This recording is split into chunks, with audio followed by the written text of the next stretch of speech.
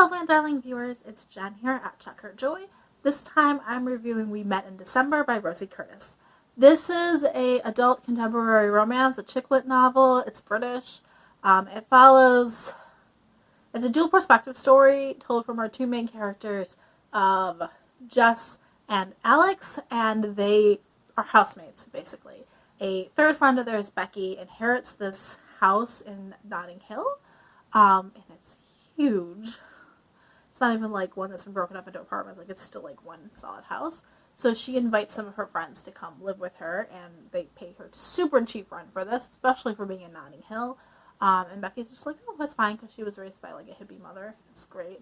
But that's a setup, that all these people who all know Becky but don't necessarily know each other got thrown into this house together and are living together. And Becky started this like no dating rule to like keep things not complicated, so they're all going along with it. Except Jess and Alex definitely have this attraction together, but some things happen that complicate things a lot. Other relationships they're having, the rom-com aspect of this. But because it's dual perspective, we get to see both Alex's and Jess's perspectives as they like this relationship that they see. The first character we're introduced to is Jess. She is moving to London. She grew up in one of these seaside towns with mostly her grandmother, and her grandmother has sold their house and is moving into assisted living. So Jess is having to move out at the same time, and she's also made these decisions where her life where like she wanted to go do more, and since she doesn't have to spend as much time looking in on her grandmother, she decides to take Becky up on the chance to go live in London. She finds this new job in publishing, and she just starts this new career. So she's uprooted her life, not only location-wise, but also career-wise. And Alex is also basically doing the same thing. His father died, and he spent so much time in the hospital, and he really admired these nurses, and it was something that he felt passionately about him wanting to do also. So he is retraining to become a male nurse. And this is after becoming a relatively successful lawyer, and he decided that isn't what he actually wants to do with his life. And so the people around him, especially his girlfriend, his fiance, was not happy about this. And so they end up breaking off their engagement because they're clearly becoming two separate people. And Alex is reeling from, like, I was supposed to be getting married, and now, like, I'm completely starting over, but, like, I don't even have this woman that I thought was going to have my back. She just doesn't. But at the same time, she was clearly signing up for one sort of life, and he just turned the tables on her. So he feels like this mix of like hurt, but also not really being able to blame her much. They also have three other housemates. There's Becky, who is a lawyer who used to work with Alex when he was a lawyer. She's this great mix of like, she wants to help people by being a lawyer and like be dedicated to that, but also she's pretty successful at what she does, and she has corporate clients and is making bank. But also she like deeply cares about everybody. Like, her mother was this hippie, but at the same time she also was close to this grandmother that died that gave her the house. Like, there's nothing wrong with being rich and having money also. So Becky's this really interesting character. There is Rob, who is the chef, and so he's keeping these weird hours and not always home at the house the whole time. But also he's like this wise guru because he's like 10, 20 years older than the rest of them. He's in his 40s. He's already been married, and that fell through, and now he's moving to London. He's also retrained from some other job to become a chef. And so he's kind of this guru character guiding them on their journeys.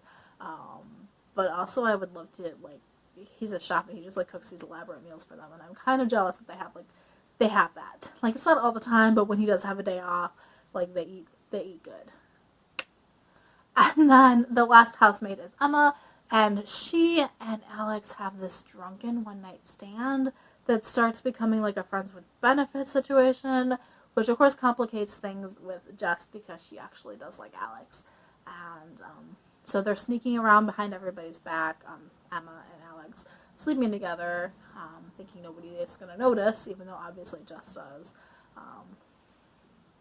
So that's one of the complications. The other complication is that Jess starts dating somebody else.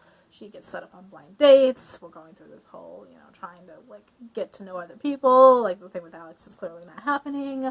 One of the relationships is semi-serious, and so there's also that kind of relationship drama happening. So much uprooting, so much misunderstanding, not communicating well, and just, it's adorable. Like, I love the moments of Jess and Alex getting to know each other, too, because there's clearly the spark, and they see the world similarly, and they have this mix of, like, enjoying life, and, like, they go off on these walks and just go explore London and go be tourists together. Alex, his father was an architect, and so Alex spent a lot of time in London when he was younger, and so he, like, gives her this tour of London. And that's how they get to know each other. And, like, Jess is quirky, and she's obsessed with rom-coms, but also she's obsessed with, like, Instagramming, like, pictures, and just enjoying life. So, the two of them together are just so cute. You can definitely tell the two of them, like, get on well. Like, they are best friends first. They start sharing with each other and talking with each other as they're going on these walks and texting with each other.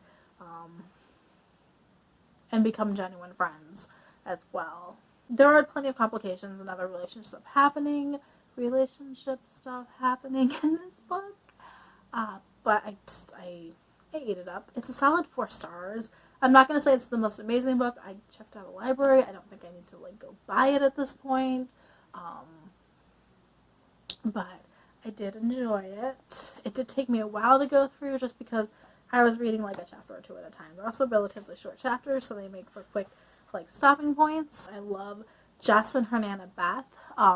Nana Beth has also gotten into Instagram, and so they're, like, keeping their relationship going, Instagramming pictures of, like, the seaside town and the nursing home versus her adventure in London. That's one of the reasons why she wants to do it, is so that her Nana thinks that everything's great, and not to worry about her. It was cute and adorable and everything I want in a rom-com. I like the premise. I like the close proximity, but not actually being able to date, and how they get to know each other because of, like, they're living together and they're hanging out together, and just that friends to lover thing is just, I love that.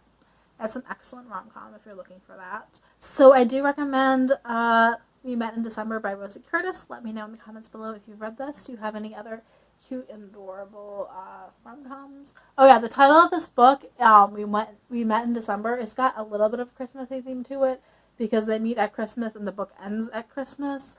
So they're going from the year when they first met at Christmas to, like, the following year when their lease is up, and trying to decide if they're going to stay or move out, or, like, what they're going to do with their lives next.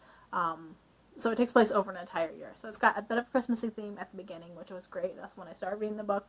But then so much of it happens not at Christmas, like most of the book doesn't. It's just throughout the year, so it kind of was, kind of wasn't.